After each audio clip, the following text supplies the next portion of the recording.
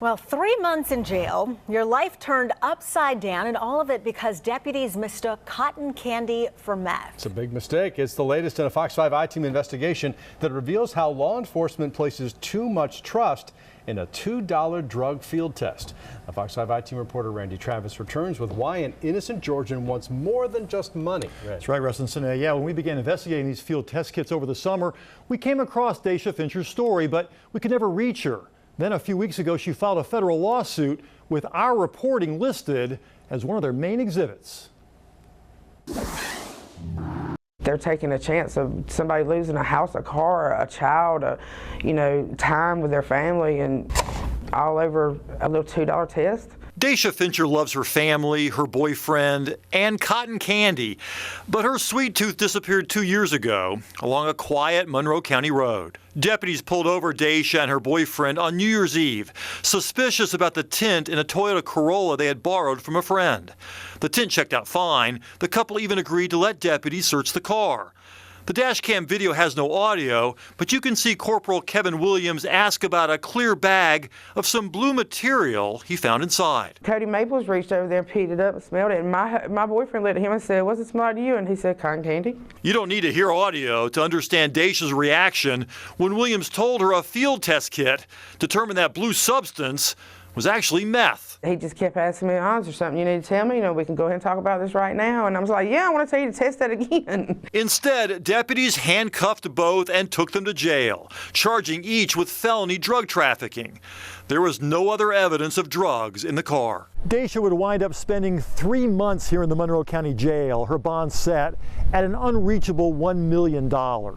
She would wind up missing the birth of her twin grandsons, not be there to comfort her daughter when she suffered a miscarriage. The whole time telling anyone who would listen that she didn't have meth, all she had was a bag of cotton candy. I still get upset because I could never, ever have that time back. There's nothing that they could do, no amount of money, none of it can get me be able to put my arms around my daughter after she had her miscarriage.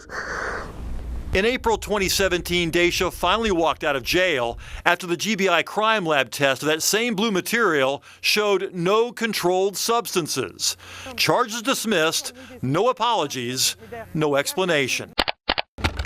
Dasha Fincher's case is just one of 145 false positives the Fox 5 I-Team discovered during our analysis of field drug test kits. That's 145 in just 1 year. Other innocent Georgians were also wrongly jailed, sometimes for weeks, because they couldn't post bond either.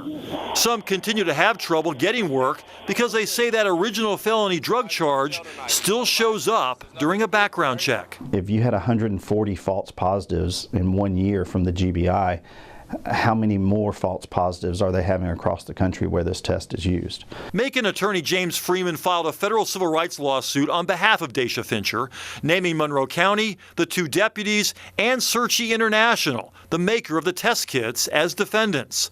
Searchy includes a warning on every box that test kit results should always be confirmed by a real lab. Included in Dasha Fincher's lawsuit as Exhibit D, a copy of our original investigation. I know that your reporting has shown that what's on the box as far as warning, don't just rely on this test, but police are relying on it. Neither Searchy nor Monroe County would respond to our questions. They have 21 days to answer the lawsuit.